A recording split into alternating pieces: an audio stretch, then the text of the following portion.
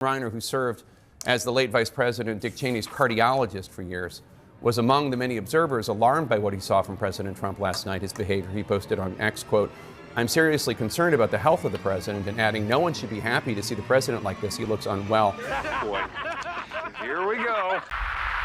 Yes, the hard-hitting, just the facts, professional journalist Jake Tapper brings us this totally real doctor who comes with a lab coat and glasses and everything. Now, just a reminder, these are the same people who were just caught red-handed lying to the country on behalf of Joe Biden, specifically to cover up his declining health and cognitive meltdown. These things were obvious to everybody, but Jake Tapper claims that the media was tricked by Democrats. That wasn't a bias of mine in terms of shaping my reporting, but like what was shaping my reporting was I think the fact that like there were just a lot of people lying to us, and I should have just been more skeptical.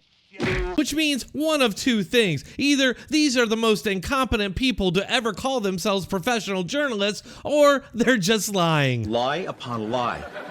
Like a delicious lasagna of deception. So hit that like button, subscribe, and if you'd like to support this channel, you can find links to do that in the description or a pinned comment. Thanks a lot. Reiner, who served as the late Vice President Dick Cheney's cardiologist for years, was among the many observers alarmed by what he saw from President Trump last night, his behavior. He posted on X, quote, "I'm seriously concerned about the health of the president," and adding, "No one should be happy to see the president like this. He looks unwell." And Dr. Reiner joins us now. He's a professor of medicine and surgery at George Washington University and a CNN medical analyst. Dr. Reiner, what specifically was it about President Trump that you found so concerning watching him last night, especially in the context of, you know, he gives outrageous speeches and has been for years? Well, it wasn't the content. I thought the content was just standard fare that we've become accustomed to. But it was the way it was delivered. It was delivered in with a manic cadence, almost a frantic cadence. It was as if you felt like you were listening to a podcast on 2X. And that kind of manic delivery was very, very disturbing, very pressurized speech. And as the address went on, the cadence of his remarks became quicker, and we've never seen the president, like that. He seemed almost frantic, and it was disturbing to watch. It was disturbing because he's the commander in chief.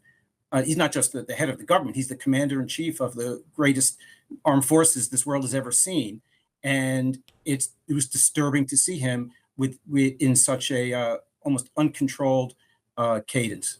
So you call his cadence manic and uncontrolled, and then earlier today, and this is not the first time this has happened, the president appeared to be struggling to keep his eyes open during a public White House event. In the Oval Office earlier today, we're showing the video right now. I don't know if that worries you. What's your take on that? What is that?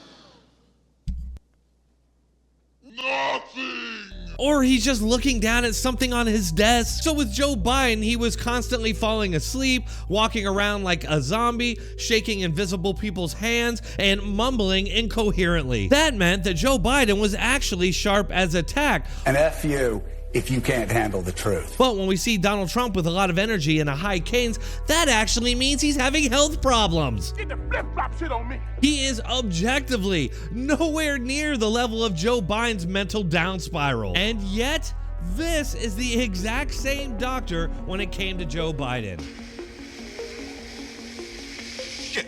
Does anything about this warrant the questions that, of course, we're seeing predictably in some quarters about his fitness for office? No, not at all. Look, people have sort of this mistaken opinion that the president is like an astronaut and we're spinning them around in centrifuges to prove their fitness. But what we really ask for is mental sharpness and the ability to carry out the duties of his office. And I think the president has shown that.